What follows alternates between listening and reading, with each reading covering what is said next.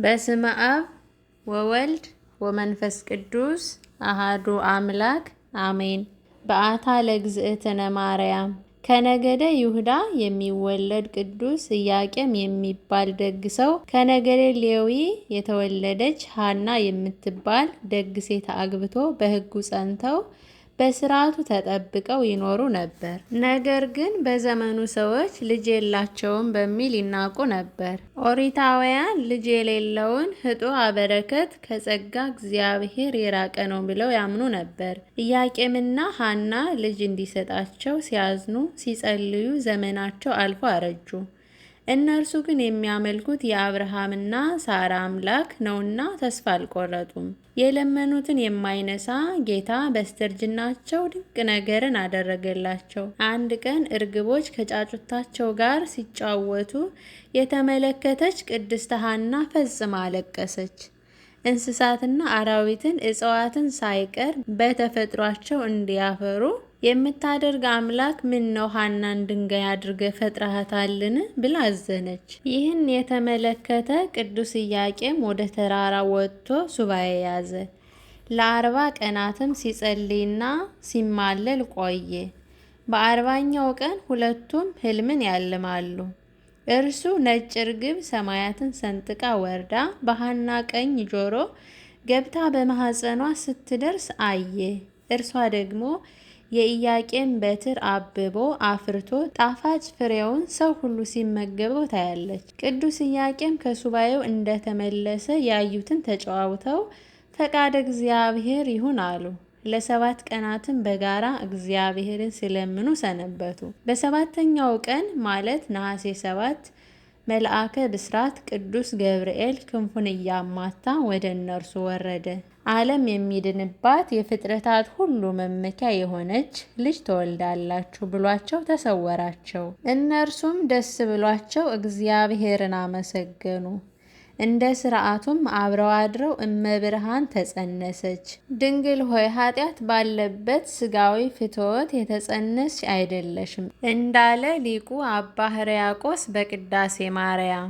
ድንግል ሆይ መጸነስሽ ያለ በደል ወይም ያለ ጥፋት ነው። የተወለድሽበት ማኅፀንም ቅዱስ ነው። መጽሐፈ ሰዓታት ኢሳይያስ 1:9 ኢያቄምና ሐና ሰማይን ወለዱልን። ሰማያቸው ደግ ፀሐይን ወለደች አስገኘችልን። የዓለማችን ወላጆች ነቢያት ሐዋርያትን፣ ጻድቃን ሰማዕታትን ወልደው ከብረዋል ተመስግነዋል። ኢያቄምና ሐና ግን ፍጥረትን ሁሉ በአንድነት ቢሰበሰብ በእግሯ የረገጠችውን ትቢያ እንኳ መሆን የማይችል የሰማይና የምድር ንግሥት የእግዚአብሔር እናት እመቤታችን ማርያምን ወለዱልን። ኢያቄም ወሐና ለእግዚአብሔር የሥጋዊ አያቶቹ ተባሉ። ቅዱሳኑ እስኪያረጁ ድረስ በመካንነት አዝነው ጸልየዋል። ንጽሕናቸውና ደግነታቸው ተመስክሮላቸው ድንግል ማርያምን አግኝተዋል። እመቤታችን ነሐሴ 7 ቀን ተጸንሳ ግንቦት 1 ቀን ተወልዳለች። ከአዳም ስህተት በኋላ ያለ ጥንተ አብሶ የተወለደች የመጀመሪያዋ ሰው ድንግል ማርያም ሆናለች። ኢሳይያስ 1:9 የእመቤታችን የዘር ሐረግ አዳም፣ ኖህ፣ አብርሃም፣ ይስሐቅ፣ ያዕቆብ በእናቷ ሌዊ፣ ቀዓት፣ እንበረም፣ አሮን፣ ቴክታና በጥሪቃ፣ ሄኤሜን፣ ዴርዴን፣ ቶና፣ ሲካር፣ ሄርሜላና ማጣት ሐና። በአባቷ በኩል ይሁዳ፣ ፋሬስ፣ ሰልሞን፣ ቦዔዝ፣ እሴይ፣ ዳዊት፣ ሰሎሞን፣ ሕዝቅያስ፣ ዘሩባቤል፣ አልዓዛር፣ ቅስራ፣ ኢያቄም ይሆናል። ለጨለማው ዓለም የብርሃን መቅረዝ ሆና ትጠቅመን ዘንድ አንድም ትንቢቱና ምሳሌው ይፈጸም ዘንድ እመቤታችን ቅድስት ድንግል ማርያም በሊባኖስ ተራራ ከ2023 ዓመታት በፊት ተወልዳለች። ቅዱሳን ኢያቄም ወሐና ድንግል እመብርሃንን ከወለዱ በኋላ ለ3 ዓመታት እግዚአብሔርን ሲያመሰግኑ ነዳያንን ሲጠግኑ ኖሩ። በእነዚህ ዓመታት ቅድስት ሐና ድንግል ማርያምን ከእቅፏ አውርዳት አታውቅም። ቅዱሳን መላእክትም ዘወትር እየመጡ ያጫውቷት ይንከባከቧትም ነበር። 3 ዓመት በሞላት ጊዜም በቅድስት ሐና አሳሳቢነት ብፅዓታቸውን ወይም ስዕለታቸውን ይፈጽሙ ዘንድ ተዘጋጁ።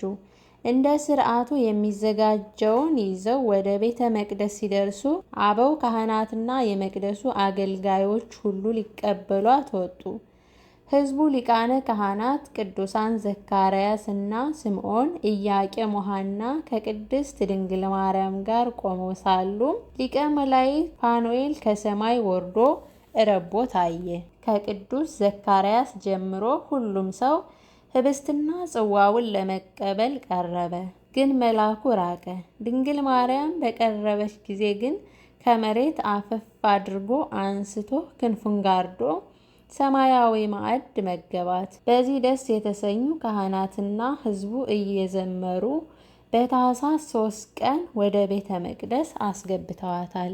አማናዊቷ መቅደስ መለኮት ድንግል ማርያም ወደ ኦሪቱ ቤተ መቅደስ በገባችበት ዕለት ጸሎታችን እንድትሰማን እንደ ሊቃውንቱ ማርያም አንቲ ሰዋሰው ዘምድረ ሎዛ ዲቤኪ ትዕርግ ጸሎቴ ከመጼና ሰናይ መዓዛ ሀበ ለነፍሴ ታስስል ትካዛ እንላለን። አቡነ ዜና ማርቆስ ጻድቅ። አባ ዜና ማርቆስ በሀገራችን በተለይ በደቡብ ምድር ጉራጌ ውስጥ ጥር ሐዋርያዊ ጻድቅ ናቸው።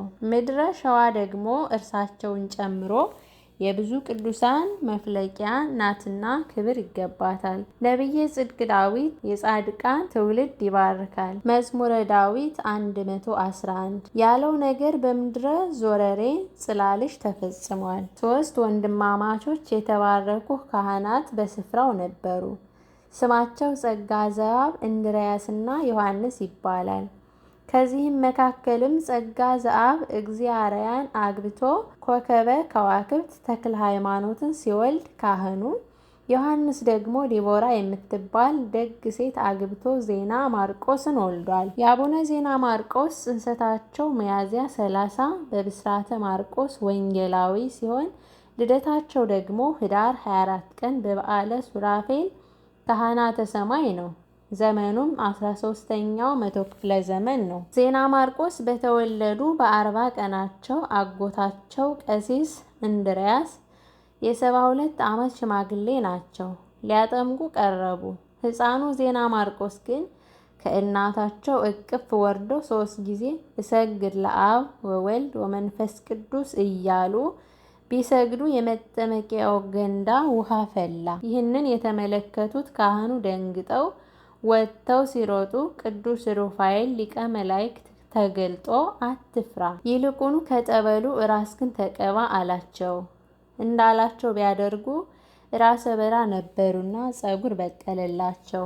ሕፃኑ ዜና ማርቆስ ግን 5 ዓመት ሲሞላቸው ወደ ጉባኤ ቤት ገብተው በአጭር ጊዜ ብሉይ ከሐዲስ ጠነቀቁ። ዲቁናን ተቀብለው ወደ ቤታቸው ሲመለሱ ሽፍቶች አግኝተው በትራቸውን ቀምተው አንገላተው ሰደዷቸው። ወዲያውኑ ግን ያች በትር እባብ ሆና ሽፍቶችን አጥፍታቸዋለች። ጻድቁ ለቤተሰብ እየታዘዙ ንጽሕናቸውን እየጠበቁ ኖረው 30 ዓመት ሲሞላቸው ወላጆቻቸው ግድ ብለው ማርያም ክብራ ለምትባል ወጣት አጯቸው። እሳቸው ግን በሰርጉ ሌሊት ከጫጉላ ቤት ጠፍተው በረሃ ገቡ። ከዚያም በቅዱስ መልአክ መሪነት ሀገረ ምሁር ደረሱ። በቦታውም ጣዖትን ሰባብረው ተአምራትንም አደረጉ። ሕዝቡን ወደ ክርስትና መለሱ። መስፍኑ አውጊት ግን ተፈታተናቸው፣ አሰራቸው፣ አስራባቸው። በጦር እወጋለሁ ሲል ግን መሬት ተከፍታ ከነተከታዮቹ ውጣዋለች። ከ5 ዓመታት በኋላ ግን ማልደው ከሰጠመው አውጥተው አምጥተውታል። ቀጥለውም ምድረ ጉራጌ ወርደው ሕዝቡን አሳምነው አጥምቀዋል። የአዳልን ሕዝብና ንጉሥ አብደል ማልን አስተምረው ያጠመቁም እርሳቸው ናቸው። ድል አሰግድ የሚባለውን መስፍንም ያሳምኑ ዘንድ ጠንቋዮችን ድል አድርገው አጥፍተዋል። ጻድቁ ዜና ማርቆስ ከዚህ ሐዋርያዊ ስራቸው በተጨማሪ በአቡነ ተክለ ሃይማኖት ምንኩስናን ከተቀበሉባት ቀን ጀምረው በጾም በጸሎትና በሰጊድ ኖረዋል። ፀሐይን በምድረ ጉራጌ እስከ ማቆም ደርሰውም ብዙ ተአምራትን ሰርተዋል። አእላፍ ደቀ መዛሙርትን ሲያፈሩ 200 አንበሶች በቀኝ 200 ነብሮች በግራ ይከተሏቸው ነበር። ደብረ ብስራትን ጨምሮም ገዳማትን አንጸዋል። በመጨረሻም የምህረት ቃል ኪዳንን ከፈጣሪ ዘንድ ተቀብለው ታኅሳስ 3 ቀን በ140 ዓመታቸው አርፈዋል። የእመቤታችን የቅድስት ድንግል ማርያም ጣዕሟ፣ ፍቅሯ፣ ጸጋና በረከቷ ይደርብን። ታኅሳስ 3 ቀን የሚከበሩ ዓመታዊ የቅዱሳን በዓላት፦ በዓታ ለእግዝእትነ ማርያም፣ ብፁዓን ኢያቄም ወሐና፣ ቅዱሳን ካህናት ዘካርያስና ስምዖን፣ ቅዱስ ፋኑኤል ሊቀ መላእክት፣ አቡነ ዜና ማርቆስ። ወርሃዊ በዓላት፦ አቡነ መድኃኒነ እግዚእ ጻድቅ፣ አባ ሊባኖስ ዘመጣ፣ ቅዱስ ቄርሎስ ሊቅ። ድንግል ሆይ አንገታቸውን እንደሚያረዝሙ እንደ ዕብራውያን ሴቶች ልጆች በዋዛ ያደግሽ አይደለሽም፣ በቅድስናና በንጽሕና በቤተ መቅደስ ኖርሽ እንጂ። ድንግል ሆይ ምድራዊ ኅብስትን የተመገብሽ አይደለም፣ ከሰማየ ሰማያት የበሰለ ሰማያዊ ኅብስትን እንጂ። ድንግል ሆይ ምድራዊ መጠጥን የጠጣሽ አይደለም፣ ከሰማየ ሰማያት የተቀዳ ሰማያዊ መጠጥን እንጂ። ወስብሐት ለእግዚአብሔር።